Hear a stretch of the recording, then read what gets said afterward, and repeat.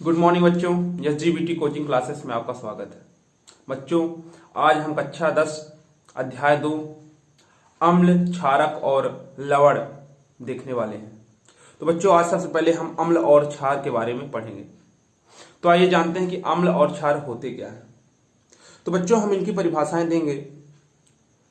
तो अगर हम इनकी परिभाषा तुलनात्मक देंगे तो आपको अच्छे से समझ में आएगा, तुलना करके कि अम्ल क्या है, क्षार क्या है, दोनों में तुलना करके उनकी अगर परिभाषा आपको बताएंगे तो आपको बहुत अच्छे से समझ में आएगा। चलिए बच्चों, आइए देखते हैं। तो बच्चों,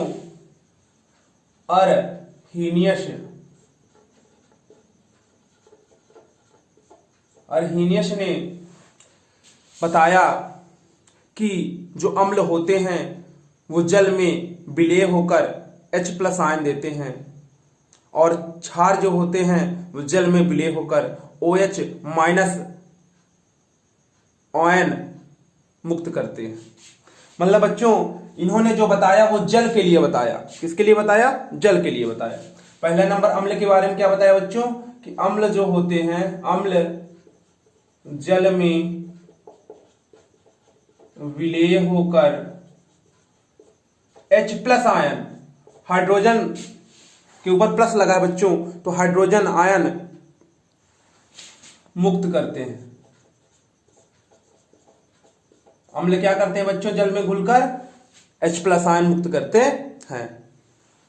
क्षार के लिए इन्होंने क्या बताया बच्चों कि क्षार जल में विलय होकर OH, इसको आप पढ़ेंगे हाइड्रोक्सिल आयन। क्या पढ़ेंगे बच्चों हिंदी में? Hydroxyl ion. इसमें बच्चों माइनस, जैसे इसमें प्लस होता है इसमें क्या होता है बच्चों? माइनस। तो हाइड्रोक्सिल आयन, हाइड्रोक्सिल आयन उत्पन्न करते हैं। तो बच्चों, इन्होंने जल के लिए बताया कि अम्ल जल में विलय होकर H+ आयन उत्पन्न करते हैं, क्षार जल में विलय होकर OH- आयन या फिर हाइड्रोक्सिल आयन उत्पन्न करते हैं। जैसे बच्चों आप जानते हैं HCl क्या है बच्चों? अम्ल है। तो अम्ल अगर इसको हम जल में विलय कर दें तो बच्चों ये H क्या करेगा? इसको H हाइड्रोजन आयन है, हाइड्रोजन है, इसको क्या कर देगा बच्चों? मुक्त कर देगा। तो HCl क्या है? अम्ल है। इसी प्रकार से बच्चों NaOH, आपको पता है कि NaOH क्या है? क्षार है। ये जल में क्या करता है? OH- आयन है, हाइड्रोक्सिल आयन क्या करता है बच्चों? मुक्त करता है, उत्पन्न करता है। समझ में आया आपको अम्ल और क्षार? तो इन्होंने जो परिभाषा दी बच्चों, ये जल के लिए दी कि जल में क्या करता है अम्ल और क्षार। आइए देखते हैं बच्चों, ब्रोंस्टेड और लॉरी, इन्होंने बच्चों अम्ल और क्षार की परिभाषा क्या दी, आइए देखते हैं। इन्होंने बताया बच्चों कि जो अम्ल होता है, अम्ल प्रोटॉन दाता। अम्ल क्या होता है बच्चों? प्रोटॉन दाता। तथा क्षार प्रोटॉन ग्राही होता है। इन्होंने क्या बताया बच्चों कि अम्ल जो होता है वो प्रोटॉन दाता होता है और क्षार प्रोटॉन को ग्रहण करने वाला होता है। उदाहरण से समझते हैं बच्चों, NH3 अमोनिया अगर हाइड्रोक्लोरिक अम्ल के साथ क्रिया करा दे बच्चों तो देखिए क्या बनेगा? NH4+ आयन रहता है इसमें और क्लोरीन माइनस आयन रहता है। तो बच्चों आपको बताइए कि यहां पर NH3 है और देखिए यहां पर NH4 हो गया, मतलब इसने एक हाइड्रोजन आयन ले लिया, एक प्रोटॉन ले लिया। अब बताइए जो प्रोटॉन लेता है वो क्या कहलाता है बच्चों? जो प्रोटॉन ग्रहण करता है वो क्या कहलाता है? क्षार। जो प्रोटॉन दाता होता है वो क्या कहलाता है? अम्ल। NH3 में से देखिए NH3 और HCl से बच्चों एक H निकल गया और किसको दे दिया? NH3 को दे दिया। इसने अपना ये H हाइड्रोजन किसको दे दिया बच्चों? NH3 को, तभी ना ये NH4 हुआ। तो ये HCl क्या कर रहा है, प्रोटॉन दे रहा है। तो प्रोटॉन दाता कौन होता है बच्चों, अम्ल। तो ये क्या है बच्चों, अम्ल। ले कौन रहा है, NH3 ले रहा है। देखिए NH3 ने एक प्रोटॉन H को ले लिया तो NH4 हो गया। तो NH3 क्या है बच्चों, जो प्रोटॉन ग्राही होता है उसे क्या बोलते हैं बच्चों, हम क्षार। क्या बोलते हैं बच्चों, क्षार। तो इनकी परिभाषा बच्चों ये थी, आपको समझ में आया अच्छे से। देखिए NH3 प्लस HCl ने क्या किया बच्चों, अपना ये हाइड्रोजन इसको दे दिया। तो देखिए यहां पर लिखा प्रोटॉन दाता, जो प्रोटॉन देता है वो क्या कहलाता है, अम्ल। तो HCl क्या है, अम्ल। जो प्रोटॉन ग्राही होता है, जो ग्रहण करता है, जो लेता है, इसने H ले लिया, NH3 ने क्या किया, एक H ले लिया, NH4 बना लिया। तो जो लेता है वो क्या कहलाता है, ग्राही क्या कहलाता है, क्षार। तो ये क्या है बच्चों, क्षार। आइए बच्चों आगे देखते हैं। लुईस, बच्चों लुईस के द्वारा क्या परिभाषा दी गई, आइए देखते हैं। इन्होंने बताया बच्चों कि जो अम्ल होते हैं वो इलेक्ट्रॉन ग्राही होते हैं। अम्ल इलेक्ट्रॉन ग्राही तथा क्षार इलेक्ट्रॉन दाता। क्षार क्या होते हैं बच्चों, इलेक्ट्रॉन दाता।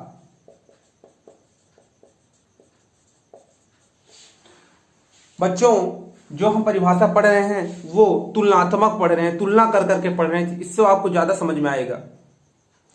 देखिए बच्चों इन्होंने क्या बताया, अम्ल इलेक्ट्रॉन ग्राही, अम्ल क्या करते हैं, इलेक्ट्रॉन ग्रहण करते हैं, और क्षार क्या करते हैं, इलेक्ट्रॉन देते हैं।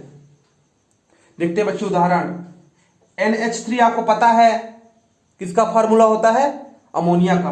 तो बच्चों NH3 को हम ऐसे लिख सकते हैं, 3 H जुड़े हुए हैं इससे, N के साथ 3 H जुड़े हुए हैं हाइड्रोजन। और बच्चों ये किसके साथ क्रिया कर रहा है,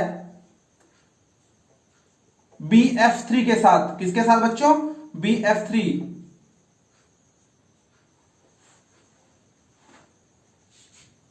बोरान ट्राइफ्लोराइड के साथ क्रिया कर रहा है बच्चों। देखिए बच्चों, तो बच्चों इसमें क्या बनेगा, इसमें क्या होता है, देखिए बच्चों नाइट्रोजन आप जानते हैं परमाणु क्रमांक क्या होता है, 7। पहले कक्षक में इसके 2 इलेक्ट्रॉन पूरे हैं, दूसरी कक्षा में इसके 5 इलेक्ट्रॉन बचे। अब 5 इलेक्ट्रॉन में एक इलेक्ट्रॉन H के साथ, एक इसे H के साथ, एक इस H के साथ, 3 इलेक्ट्रॉन इसके साथ संबंध कर लेंगे, बचेंगे इसके पास 2 इलेक्ट्रॉन। देखिए बच्चों अगर ये आपको चीज नहीं समझ में आती है, अभी तो हम परिभाषा बता रहे हैं, तो जब हम धातु अधातु के बारे में पढ़ेंगे तो उसमें बच्चों हम थोड़ा आगे आपको ये सब इलेक्ट्रॉन कैसे जाते हैं, कैसे एक दूसरे के साथ बंध बनाते हैं, आपको अच्छी तरह से बताएंगे। अभी आप सिर्फ इसकी परिभाषा समझिए, मोटे मोटे तौर पर हमको आप समझा देते हैं, उसको आप समझ लीजिए। तो देखिए बच्चों मैं थोड़ा सा आपको समझाने का प्रयास करूंगा। बच्चों आप जानते हैं कि नाइट्रोजन का परमाणु क्रमांक होता है 7। पहले कक्षक में इसके 2 इलेक्ट्रॉन हो गए, आखिरी वाली कक्षक में इसके 5 इलेक्ट्रॉन हो गए। अभी इसकी ये कक्षा पूरी नहीं है, 3 2 5 इलेक्ट्रॉन हो गए। तो बच्चों देखिए इसके साथ 3 H जुड़े हैं, तो एक इलेक्ट्रॉन तो इस H के साथ संपर्क कर लेगा, एक इलेक्ट्रॉन इस H के साथ, एक इलेक्ट्रॉन इस H के साथ कर लेगा। 3 H ने कर लिया। अब बचे कितने, 5 थे, 5 में 3 तो कर लिए, बचे 2। तो बच्चों अब देखिए ये 2 नाइट्रोजन के जो इलेक्ट्रॉन बचे, ये इस बोरान के साथ क्या करेंगे बच्चों, बंध बना लेंगे, बॉन्ड बना लेंगे। तो बच्चों इसमें यही होता है बच्चों,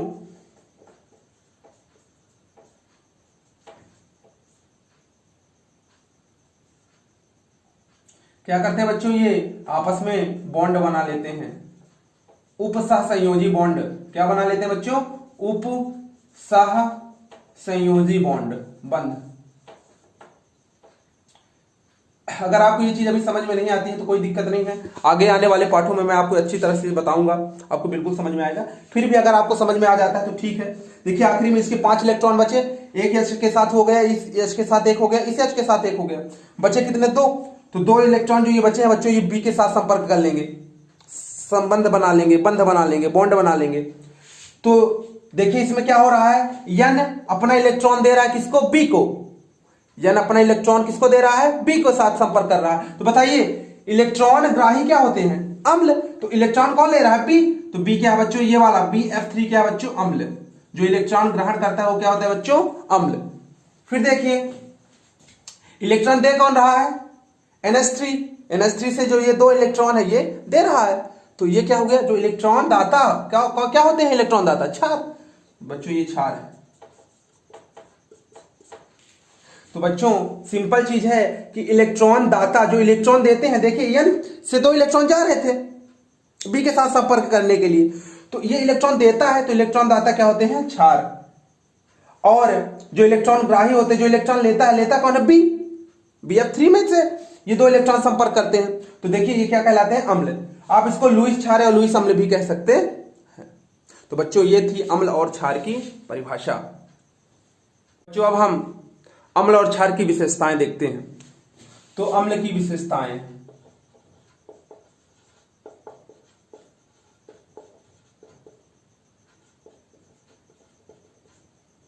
पहला, अम्ल स्वाद में खट्टे होते हैं। अम्ल क्या होते हैं बच्चों, स्वाद में खट्टे। अम्ल बच्चों स्वाद में क्या होते हैं, खट्टे होते हैं।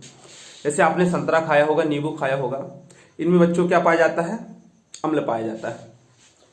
दूसरे बच्चों अम्ल स्वाद में क्या होते हैं, खट्टे होते हैं। अम्ल क्या करते हैं बच्चों, नीले लिटमस पेपर को लाल कर देते हैं। अम्ल क्या करते हैं बच्चों, नीले लिटमस पेपर को लाल कर देते हैं, लाल करते हैं, को लाल करते हैं, को लाल करते हैं। तीसरा बच्चों, अम्ल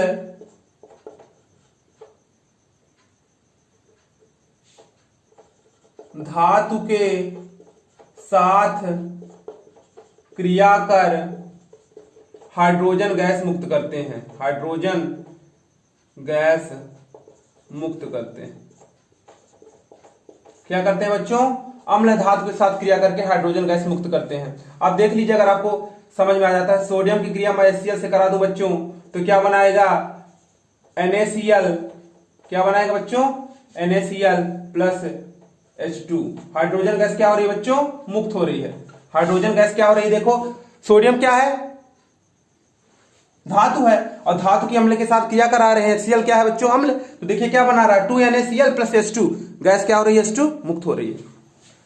चौथा लिख लीजिए बच्चों कि अम्ल धातु कार्बोनेटों के साथ क्रिया कर कार्बन डाइऑक्साइड गैस देती है, CO2 गैस देती है।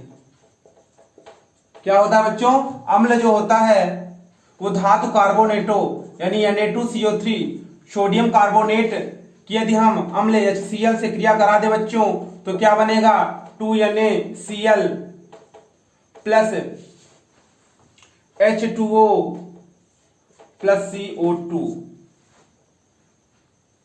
देखिए क्या है, संतुलित है, NaCl ठीक है, H2O CO2 ठीक है बच्चों, संतुलित है। तो देखिए कौन सी गैस मुक्त हो रही है बच्चों, कार्बन डाइऑक्साइड। तो देखिए अम्ल धातु कार्बोनेटों के साथ क्रिया करके, अम्ल धातु कार्बोनेटों सोडियम कार्बोनेट के साथ क्रिया करके CO2 गैस मुक्त करती है। बच्चों अगला, अम्ल क्षार को उदासीन करता है, उदासीन बनाता है, करता है। तो बच्चों ये अम्ल की विशेषताएं थी। आइए देखते हैं क्षार की विशेषताएं।